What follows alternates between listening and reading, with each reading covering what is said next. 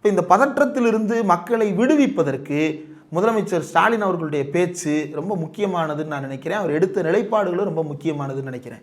அவர் நேற்று முதலீட்டாளர்கள் மாநாடு நடத்தியிருக்கிறாரு. அப்போது வி டோன்ட் கேர் அப்படின்றத அவர் உறுதிப்படுத்துகிறார்.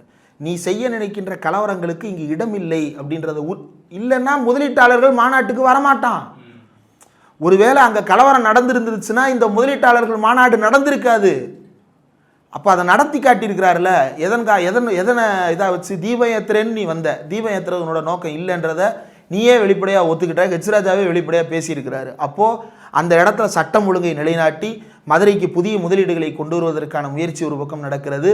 புதிய உட்கட்டமைப்பு வசதிகளை மதுரையில் இருக்கக்கூடிய மாசி வீதிகள் எல்லாவற்றிலையும் புதிய பாதாள சாக்கடை திட்டங்களை நிர்ணயம் செய்வதற்கு உருவாக்குவதற்கு முதலமைச்சர் ஸ்டாலின் நேற்றைக்கு வாக்குறுதி கொடுத்துட்டு போயிருக்கிறார். அப்போ இதைத்தான் மதுரை எதிர்பார்த்துக்கிட்டு இருக்கு.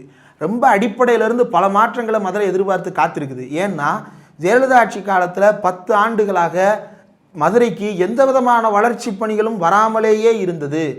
ஒன்றும் இல்லை. இப்போ மதுரைக்கு வெளியே இன்னொரு சுற்றுச்சாலை இருக்குது. திருமங்கலத்திலேருந்து ஏறணும் அப்படின்னா, திருமங்கலத்திலேருந்து நேராக வரும்போது மதுரை நோக்கி வரும்போது ரைட்டு கட் பண்ணி ஏறணும் அப்படின்னா நேராக மாட்டுத்தாவணிக்கு வந்துடலாம் 20 நிமிஷத்தில்.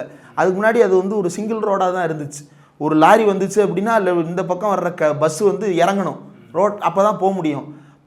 10 வருஷமாக அந்த திட்டத்தை இழுத்து 2021 தான் அது கடைசியில் கம்ப்ளீட் ஆச்சு. அவ்வளவு நாள் இழுத்து அடிக்கப்பட்டது அந்த திட்டம்.